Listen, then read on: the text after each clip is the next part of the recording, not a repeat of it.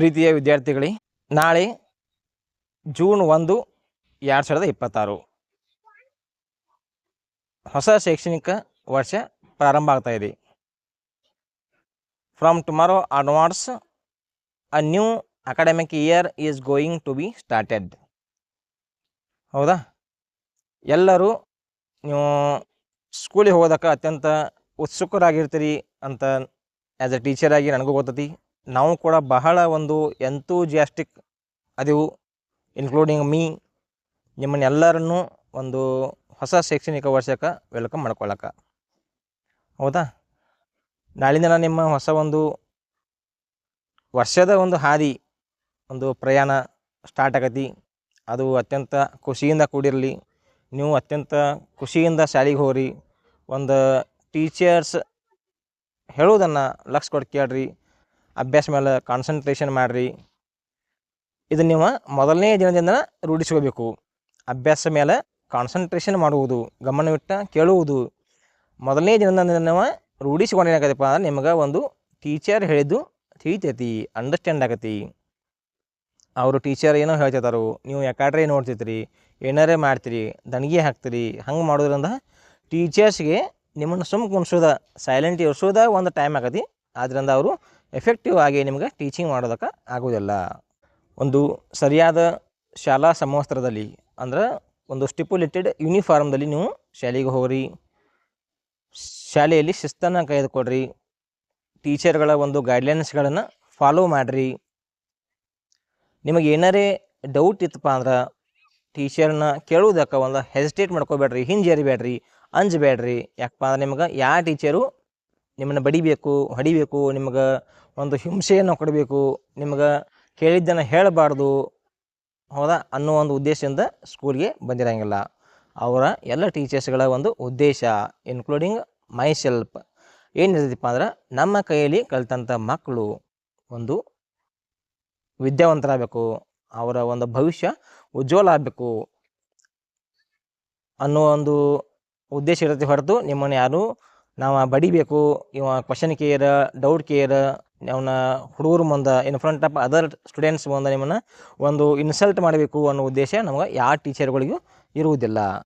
ಆದ್ದರಿಂದ ನಿಮ್ಗೆ ಏನಾರು ಡೌಟ್ ಇತ್ತು, ಏನಾರು ಟೀಚರ್ ಹೇಳಿದ್ದು ನಿಮ್ಗೆ ತಿಳಿಲಿಲ್ಲಪ್ಪ ಅಂದ್ರೆ ಕ್ಲಾಸ್ನಾಗ ಎದ್ದು ನಿಂತ ಕೇಳ್ರಿ. ಇಲ್ಲಿ ಕಡೆ ನಿಮ್ಗೆ ವೆನೆವರ್ ಯು ಫೀಲ್ ಫ್ರೀ, ನಿಮ್ಗೆ ಯಾವಾಗ ಟೈಮ್ ಸಿಗತ್ತಿ ಆವಾಗ ನೀವು ಒಂದು ಟೀಚರ್ಗಳಿಗೆ ಭೇಟಿಯಾಗ್ರಿ. ಅವರ ಸ್ಟಾಫ್ ರೂಮ್ಗೆ ಹೋಗಿ ಎಲ್ಲೇ ಸಿಕ್ಕಾಗ ನಿಮ್ಗೆ ಟೀಚರ್ಗಳು ಸ್ಕೂಲ್ನಾಗನ್ರಿ ಅಥವಾ ಮನೆಗೆ ಹೋದ್ಮೇಲೆ ಸರ್ಕ ಅವ್ರು ನಿಮ್ಗೆ ಕಾಂಟ್ಯಾಕ್ಟ್ ನಂಬರ್ ಕೊಟ್ಟಿರ್ತಾರೆ. ನಿಮ್ಗೆ ಏನಾರೇ ಡೌಟ್ ಇದ್ರೆ ಟೀಚರ್ಗಳನ್ನ ಕೇಳುತ್ತ ಬರ್ರಿ. If you don't ask you don't get ಅನ್ನುವ ಒಂದು ಪ್ರೊವರ್ಬ್ದಂಗೆ, ನಾನು ನೋಡಿ ಗಾದೆ ಮಾತಿನಂಗೆ, ನೀವು ಟೀಚರ್ಗಳನ್ನ ಡೌಟ ಅಥವಾ ಕ್ವಶನ್ಗಳು ಬಂದಾಗ ನೀವು ಅವ್ರನ್ನ ಕೇಳದೆ ಇದ್ರೆ ಏನಾಕೈತಿಪ್ಪ ಅಂದ್ರೆ ನೀವು ಏನೂ ಕಲಿಯೋಕೆ ಸಾಧ್ಯ ಇಲ್ಲ.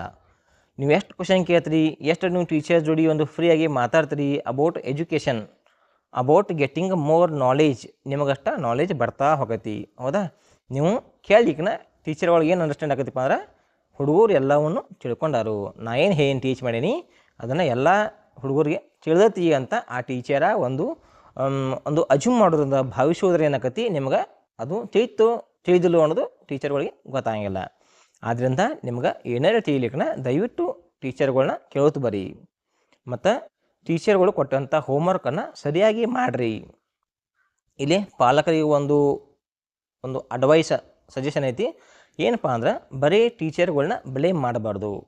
ಟೀಚರ್ಗಳು ಅವ್ರ ಡ್ಯೂಟಿಯನ್ನು ಮಾಡ್ತಾರೆ. Okay, how much time do teachers get? ಟೀಚರ್ಸ್ಗಳಿಗೆ ಎಷ್ಟು ಟೈಮ್ ಸಿಗುತ್ತೆ ಹೇಳ್ರಿ?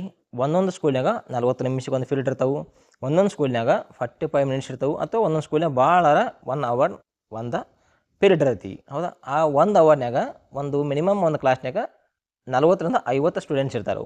ಹೌದಾ? ಆ ಒಂದು ತಾಸಿನಾಗ, ಒಂದು ಪೀರಿಯಡ್ ಅವಧಿಯಲ್ಲಿ ಎಲ್ಲ ಮಕ್ಕಳ ಕಡೆಗೆ ಒಂದು ಗಮನವನ್ನು ಹರಿಸೋಕೆ ಟೀಚರ್ಗಳಿಗೆ ಸಾಧ್ಯ ಆಗದೇ ಇರಬಹುದು. ಹೌದಾ? ಆದ್ದರಿಂದ ಇಲ್ಲಿ ಪಾಲಕರು ಏನು ಮಾಡಬೇಕಪ್ಪ ಅಂದ್ರೆ ಟೀಚರ್ಗಳು ಹೇಳಿದ್ದನ್ನು ನಿಮ್ಮ ಮಕ್ಕಳು ಸರಿಯಾಗಿ ಪಾಲಿಸಾಗ್ತಾರಿಲ್ಲೋ, ಹೋಮ್ವರ್ಕನ್ನು ಮಾಡತ್ತಾರಿಲ್ಲೋ, ಫೇರ್ ಬುಕ್ಕ, ಕ್ಲಾಸ್ ವರ್ಕ್ ಬುಕ್ಕ ಇವನ್ನೆಲ್ಲವನ್ನು ಸರಿಯಾಗಿ ಬರೆಯತ್ತಾರೋ ಇಲ್ಲೋ ಅನ್ನೋದನ್ನು ನೀವು ಚೆಕ್ ಮಾಡ್ಕೊತಿರ್ಬೇಕು. ಮತ್ತು ನಿಮ್ಮ ಮಕ್ಕಳು ಯಾವಾಗ ಸರಿಯಾಗಿ ಹೋಮ್ವರ್ಕನ್ನು ಮಾಡುವುದಿಲ್ಲ ಆವಾಗ ನೀವೇನು ಮಾಡೋದು, ಟೀಚರ್ಗಳ ಕಾಂಟ್ಯಾಕ್ಟನ್ನು ಇಟ್ಕೋಬೇಕು. ಟೀಚರ್ಗಳ ಜೋಡಿ ಆ ಒಂದು ಆಯಾ ಸಬ್ಜೆಕ್ಟ್ ಟೀಚರ್ ಜೋಡಿ ಅಥವಾ ಕ್ಲಾಸ್ ಟೀಚರ್ ಜೋಡಿ ನೀವು ಒಂದು ಡಿಸ್ಕಷನ್ ಮಾಡಬೇಕು. You have to discuss those teachers how to improve your child's performance. ನಿಮ್ಮ ಮಕ್ಕಳ ಒಂದು ಅಭಿವೃದ್ಧಿ ಆಗಬೇಕಾದ್ರೆ ನೀವು ಟೀಚರ್ಗಳ ಜೋಡಿ ಸರಿಯಾದ ಒಂದು ಸಂಪರ್ಕನ ಇಟ್ಕೋಬೇಕು.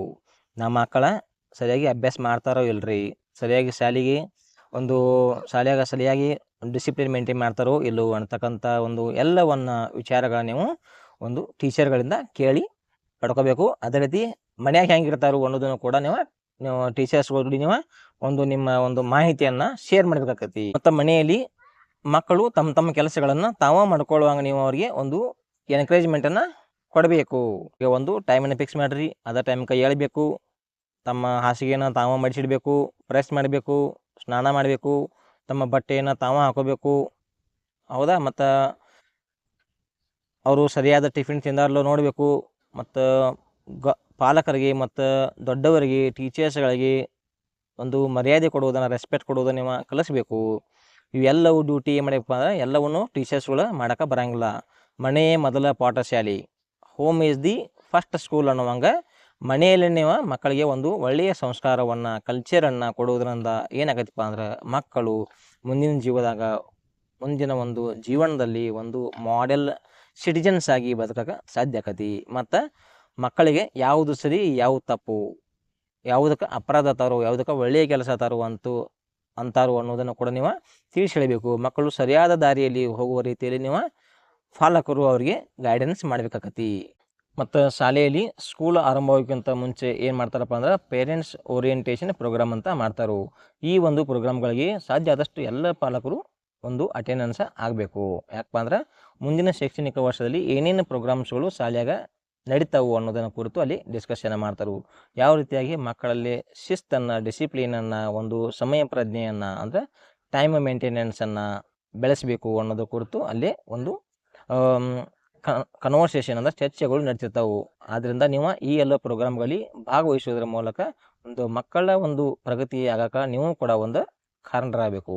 ಮಕ್ಕಳು ಕೇವಲ ಬರೆಯುವುದು ಓದುವುದರಲ್ಲಿ ಮಾತ್ರ ಅಲ್ಲದಂದ್ರೆ ಕರಿಕ್ಯುಲಮ್ ಆ್ಯಕ್ಟಿವಿಟೀಸ್ಗಳಲ್ಲಿ ಅಂದರೆ ಬೇರೆ ಒಂದು ಸ್ಪೋರ್ಟ್ಸ್ ಆಗಿರ್ಬೋದು, ಡ್ಯಾನ್ಸ್ ಆಗಿರ್ಬೋದು, ಸಿಂಗಿಂಗ್ ಆಗಿರ್ಬೋದು, ಈ ರೀತಿ ಎಲ್ಲ ಒಂದು ಆ್ಯಕ್ಟಿವಿಟಿಗಳಲ್ಲಿ ಕೂಡ ಮಕ್ಕಳು ಭಾಗವಹಿಸೋಕೆ ನೀವು ಅವರಿಗೆ ಒಂದು ಎನ್ಕರೇಜ್ಮೆಂಟನ್ನು ಕೊಡಬೇಕು.